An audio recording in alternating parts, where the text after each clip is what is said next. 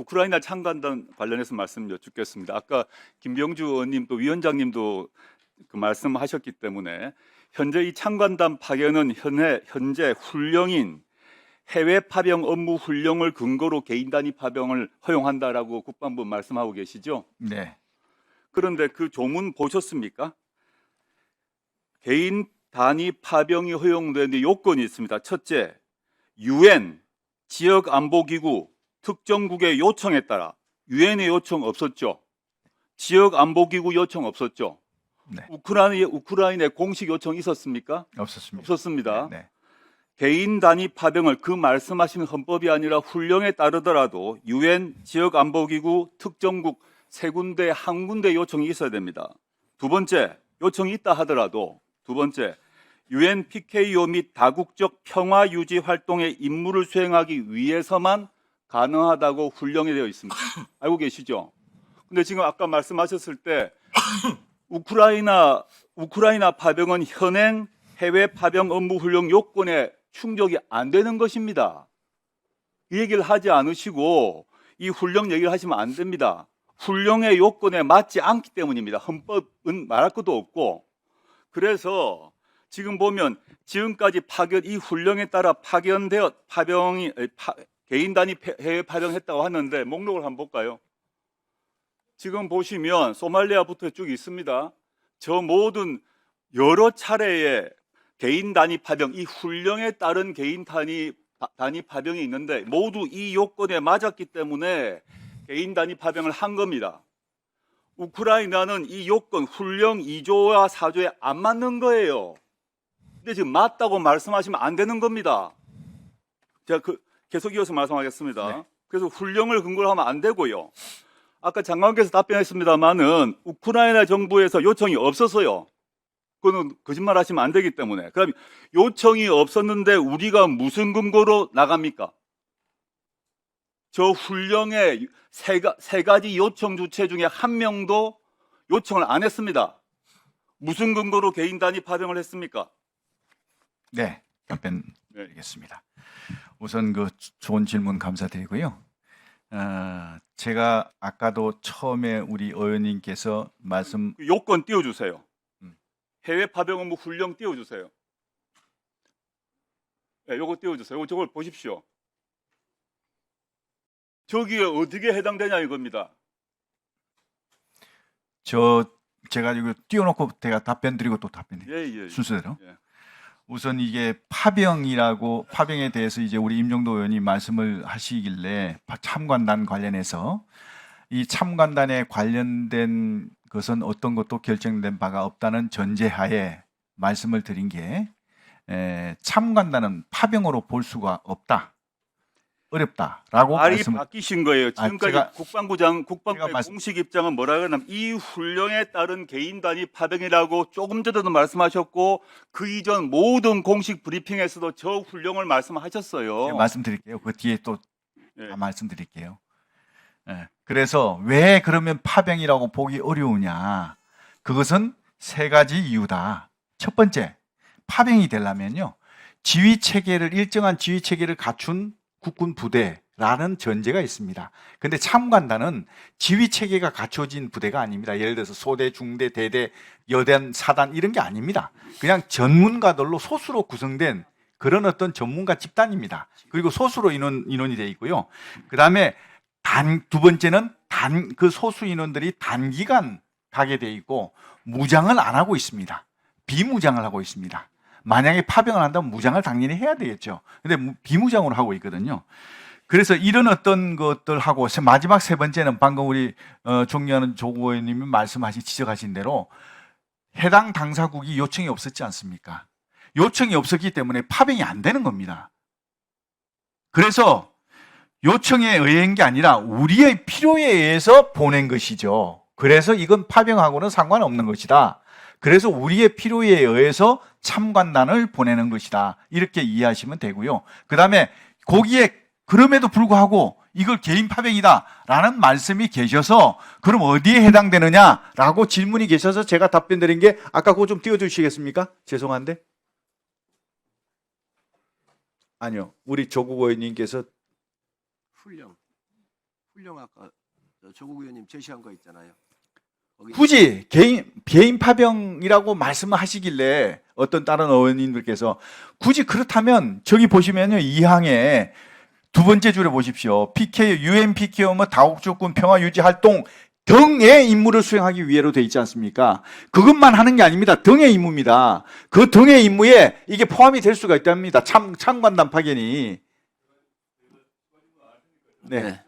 네. 1분 더 드리시기 바랍니다. 님 말씀은 지금까지 조금 전에 김병주 의원님 위원장님이 말씀하셨던 얘기가 애초부터 틀렸다고 얘기하신 거예요. 즉 이 훈령 우리의 우크라이나 파병 또는 뭐 보낸 것은 참관단 보낸 것은 애초에 해외 파병 업무 훈련과 관계없이 보냈다고 지금 말씀하신 거죠. 그러나 어떤 의원이 이 훈령 얘기를 하니까 굳이 훈령 얘기를 굳이 하니까 굳이 그 훈령을 따르자면 이렇다고 설명하셨습니다. 그렇습니다. 그럼 그러니까 원칙적으로 장관께서는 지금 이번에 참관단 보낸 거는 헌법도 아니고 해외 파병 업무 훈령도 아니고 독자적으로 헌법과 법률의 근거, 훈령의 근거도 없이 보낼 수 있다고 말씀하신 겁니다. 첫째, 네. 하셨고요. 두 번째, 이 훈령 그래서 그렇지만 지금까지 논의는 이 훈령을 근거로 왜냐하면 지금까지 말씀하신 논리에 따르게 되면 헌법, 법률, 훈령 모두의 근거가 없다는 얘기를 지금 인정하신 겁니다. 우크라이나의 이 참관단 나 사무총장이 파견단 보내라. 참관단 보내는 것에 대해서 그럼 알려줘. 법률, 훈령 근거가 있냐라고 했을 때 없다. 그런데 어느 의원이 이 훈령 얘기하니까 굳이 말하면 훈령에 있어서 등 하나 가지고 들어갈 수 있다고 말씀하셨어요. 네, 그렇습니다. 어떻게 등자 하나로 이걸 보낼 수가 있어요? 아니 꼭 굳이 이제 이렇게 자꾸 개인 파병을 말씀하시길래 그런 어떤 말씀을 드린 것이고요. 등자가 들어가면 수많은 등이 있는데 등 안에 수많은 걸 모두 다 넣어서 등은 법률적으로 그 앞에 있는 각종 사유와 가장 유사한 걸 전제로 등을 하지 등을 가지고 5만 걸 다 넣을 수가 있습니까? 5만 건 아닙니다. 안 되죠. 네, 5만 건 아니고요. 말씀하신 대로 제가 이제 추가적으로 답변 올리겠습니다. 노무현 대통령 그래서 유엔 지역안보기구 특정국 등인데 한 등자 있다고 해서 이 세계 외 아무 데서나 요청하면 다 보낼 수 있습니까? 아니죠. 네, 마찬가지로 주체가 제한되는 것처럼 UN PKO 다국적 평화 유지 활동 이 다 평화 유지 활동을 전제로 합니다. 네, 평화 유지 활동이 아닌 것이 등에 들어가지고 비평화 전투부대 모든 것이 이 등에 들어갈 수 있다고 해석하는 순간 완전히 위헌이죠. 아니. 전투부대를 보내면 무조건 국회 가서 인준해야 되죠. 국회 인준 받아야 되죠. 근데 이 등 안에 지금 말씀하신 게 들어간다고 하면 헌법은 완전히 적혀지는 거죠. 네. 노무현 대통령께서 계실 때 3개국에 5번의 그 조사단을 보냈습니다. 이라크 부분부터 시작해가지고 그 조사단 보낼 때요. 그 조사단 보낼 때 국회 허락을 받았습니까? 안 받았지 않습니까? 그 조사단을 그럼 왜 보냈을까? 그것은요, 행정부의 고유 권한입니다. 행정부의 고유 권한으로 보낸 거거든요. 이 참관단도 어떻게 보면 행정부의 권한을 가지고 할 수 있는 부분입니다. 지금 말씀하신 건 행정부의 권한만으로 헌법과 법률과 훈령이 규정을 하고 있지 않으나 아까 훈령도 근거가 아니라고 하셨으니까 헌법, 법률, 훈령의 근거가 없지만 행정부의 권한으로 참관단 파견이 되는데 노무현 정부 때와 차이는 노무현 정부 때의 그 조사단 구성원과 이번에 보내고 있는 참관단의 구성원이 다르고 목적이 다르기 때문이죠. 차이가 있죠. 좀 다르죠. 다르지 네, 않습니까? 네. 그렇지만 유크라이나하고 러시아하고 전쟁을 지금 하고 있고 러시아와 북한은 서로 상호 이 조약을 맺어서 푸틴이 얼마 전에 다 비준했고 서로 침략받으면 서로 자동적으로 개입한다고 북한과 러시아가 합의한 상황에서 전쟁을 벌이고 있는데 우리가 보내는 거고 그때 노무현 정부 때 조사단 보내는 건 상황이 다르고 첫째 조사단 구성과 참관단 구성이 다르지 않습니까? 맞습니다. 다른데 지금 이걸 훈령 얘기를 하시거나 또는 훈령도 아니고 법률도 아니고 헌법도 아닌 상태에서 국방부가 독자적 판단으로 참관단을 보낼 수 있다는 게 어떻게 가능하다는 얘기입니까? 네. 오연님 말씀대로 상황이 다르지 않습니까? 노무현 대통령께서 이라크하고 단임한 부대만 3개국에 보냈을 때에 그 조사단 보낼 때 상황이 다릅니다. 지금 현재 우크라이나하고 왜 다르냐? 그때 노무현 대통령께서 보내실 때는 우리하고 크게 연관이 없었습니다. 그렇죠? 지금은요, 이 우크라 전쟁에는 12,000명이라는 많은 북한 병력이 투입이 돼서 전쟁을 하고 있습니다.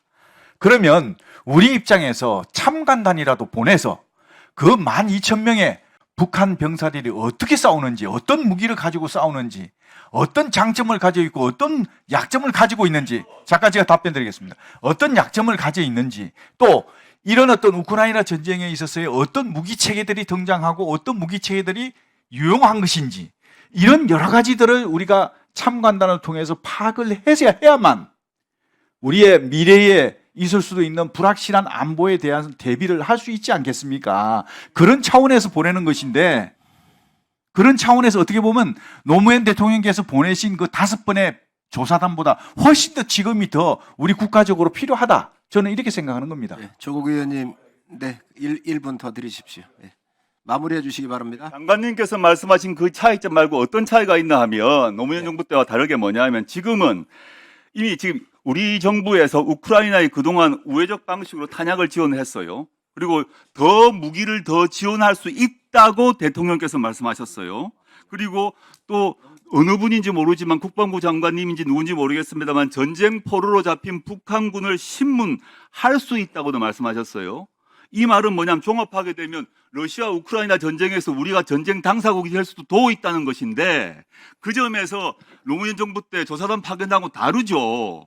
다르기 때문에 이 문제에 있어서 지금 전쟁의 당사국이 될 수도 있고 북한과 러시아는 그런 조약을 맺어뒀고 우리는 직접 무기까지 지원할 수 있기 때문에 그게 우리가 북한, 러시아와 우크라이나의 전쟁 당사국이 있는 조건에서 지금 헌법과 법률과 지금 말씀하신 훈령의 근거 없이 보내는 게 되냐? 이게 제 질문 아닙니까? 네. 근데 지금 제가 말씀하신 전쟁 당사국이 될 수 있다는 위험이 있음에도 불구하고 헌법, 법률, 훈령 모두의 근거 없이 어떻게 국방부가 독자적으로 결정하느냐는 겁니다. 네, 그 부분에 대해서 제가 잠깐 답변 올리겠습니다. 무기 지원, 탄약 지원, 뭐 어떤 뭐 신문조 파견 뭐 이런 말씀하셨는데 그 어떤 것도 일단 결정된 게 없다는 전제하에 말씀드리겠습니다. 그건 일부는 지금 이제 검토가 되고 있지만 아직까지 어떤 결정이 된 건 없습니다. 근데요, 이것이 시행되더라도 우리가 국제사회와의 연대를 통해서 이런 어떤 불법적인 침략이지 않습니까? 러시아의 우크라이나 전쟁이 합법입니까? 불법적인, 아니, 그러니까요. 아니, 아까 그 훈령이잖아. 조국 의원님 정리해 주시죠. 유엔에서도 러시아의 우크라이나 침공은 불법적인 침략 전쟁이라고, 아니 그러니까요, 제가 말씀드릴게요. 침략 전쟁이라고 딱 규정을 했습니다. 그럼 그 침략 전쟁에 우리가 어떻게 대응해야 될 것이냐? 장관님, 그것은 장관님 마무리해 주시고요. 네, 조국 의원님께서 질의를 충분히 하신 것 같은데 더 답변할 게 있으세요? 1분만 제가 하겠습니다. 네, 1분 하시죠. 예, 감사합니다. 그 침략 전쟁에 국제사회와 연대해서 강력히 대응하는 것이 가장 바람직하다. 그래서 이제 국제사회의 연대를 통해서 우크라이나의 상황을 고려해가지고 함께 이렇게 하는 것이고요. 그리고 과거에 우리가 70년 전에 6.25 전쟁 때 정말 자유 대한민국이 누란의 위기에서 국제사회의 지원을 받아가지고 오늘의 대한민국이 있는 거 아닙니까? 그럼 이런 어떤 상황을 고려하면 우리도 국제사회에 빛을 지고 있는 겁니다. 그럼 그런 걸 고려해서라도 우리가 해야 될 역할은 국제사회의 일원으로서 책임져야 될 책임성 있는 그런 일원으로서 역할을 해야 되지 않겠나 저는 그렇게 생각합니다. 그런 것을 그거에 대해서 논쟁을 하는 게 아니라 어떻게 헌법, 법률, 국방부 훈령에 모두 근거가 없는 파견을 하느냐는 걸 질문입니다. 다음 기회에 어떤 법적인 근거로 헌법, 법률, 훈령 세 군데에서 근거 없이 어떻게 보냐를 알려주세요. 이상입니다. 네, 조국 의원님, 제가 이 부분은 야당 의원님들께서 워낙 관심이 많으시기 때문에 제지를 안 했습니다. 고생하셨습니다. 장관님, 제가 하나만 여기에서 좀 여쭤보면 헌법, 법률, 또 영으로 이어지는 법령의 체계가 있는데요. 네, 이 법들이 다 국익을 위해서 만들어진 거잖아요. 그렇습니다. 그런데 그 안보가 우리 국익하고 직접적인 연관이 있잖아요. 네, 그렇습니다. 그렇기 때문에 그 측면에서 바라봤을 때 등자가 중요한 거 아니겠습니까? 네, 아니, 제가 사회를 보면서 조국 의원님 이야기를 들었고 다 그래서 이 법령이 만들어졌었던 이유가 뭘까? 그래서 고민을 해서 제가 드린 말씀입니다.